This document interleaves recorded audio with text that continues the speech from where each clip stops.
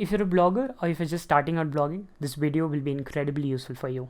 In this video, I'll be sharing 6 lessons that I've learned in my 8 years of blogging journey. So without further ado, let's get into the video. Lesson number 1. Write what you're truly passionate about. A lot of times bloggers choose a niche which is extremely profitable or is popular.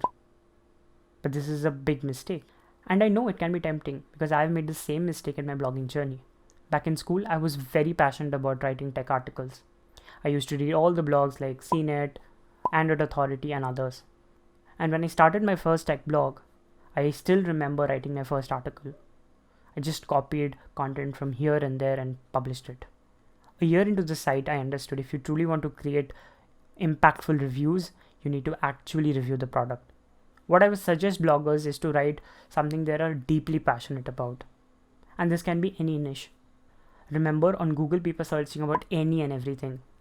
So if you think you cannot make money by writing about gardening or magic, you're wrong. Today, people are creating blogs for anything, including knitting. So whatever skill you possess, ensure you are writing about that. Another mistake you want to avoid is to writing about anything and everything. Ensure you're just writing about your niche, because even Google values micro niche sites over other bigger sites. Lesson number 2, patience is key. We've all heard it. Blogging is hard, blogging is dead. But the truth is, a lot of blogs are successful still. And blogs don't fail because people aren't publishing content or they're not taking the right steps. It's because people aren't sticking for too long. They aren't planning or setting the right goals for themselves. Let's be honest, internet is very competitive. Every day, there are millions of articles being published. And I get it. When you don't see results, you aren't motivated enough to write more articles. But if you're starting out a blog, and if you're truly passionate about that niche, just stick for longer. And I promise you, if you stick for long, there will be a day where you achieve all your goals. So if you're planning to start a blog, remember, it will take time. You won't get overnight success. Lesson number 3, quality over quantity. Now don't get me wrong, publishing consistently is very important for any blog success. However, pushing 3 blogs a week only because you have to do it is very wrong. To ensure you stand out, it's very important you create something which is truly great. There are multiple examples of bloggers who have made it big by just publishing once a week. Take the example of the popular SEO blog Backlinko. Brian Dean only publishes a few articles a month, but yet he receives millions of visitors every month. And that's the power of quality content. So whether you're writing for yourself or you have external writers, ensure all the articles are well researched, are visually appealing, and they solve the reader's problem. Lesson number 4, creating a promotion plan is very important. A mistake that many bloggers make when they start a new blog is not thinking about promotion. Now let's be honest, publishing your content on social media channels and on your profile is not enough. You might get few visitors, but that's not enough. You need to be creative with your promotion. For example, when I started Blog Rags, I used to publish it in relevant Facebook communities. And because the article was so in-depth and well-researched, I got thousands of visitors every day coming to my blog. This not only helped me rank better on Google, but motivated me to write even more articles. So whether you run an established blog or you're just starting out, remember, promotion is very important. A framework that is very popular is the 80-20 rule.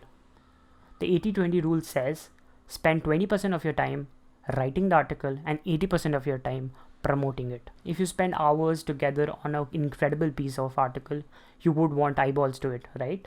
A framework that I like to use is categorizing my blogs. So on my blog Content Zeal, my articles are categorized into either SEO or social. Depending on the category of the post, I follow different promotion frameworks. For example, if I'm writing an SEO driven post, I know it might not get many visitors on social media, but that's not the aim. I want to rank it on Google.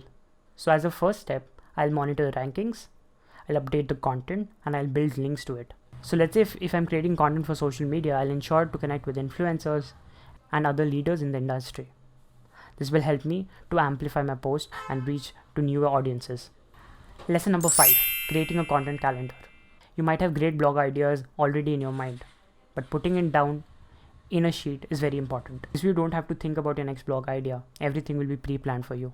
The tool I use to create a content calendar is Notion. So every 6 months, I'll put down my ideas on Notion. I'll create an outline.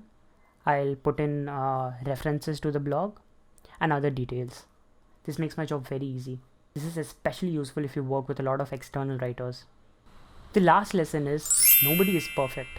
Everybody gets better with time. I still remember the first blog post I wrote. It was horrible. But almost 8 years now, I write for established startups. And I charge almost $500 for one blog post.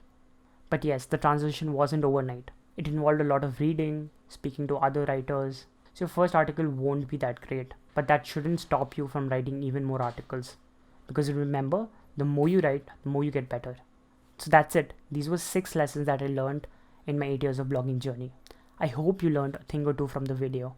Feel free to share it with your friends and subscribe if you found the video useful. I post about marketing and blogging every week on this channel. Lastly, let me know your experience with blogging. What are the lessons you have learned in your blogging journey? Put them down in the comment section. See you there. But the truth is,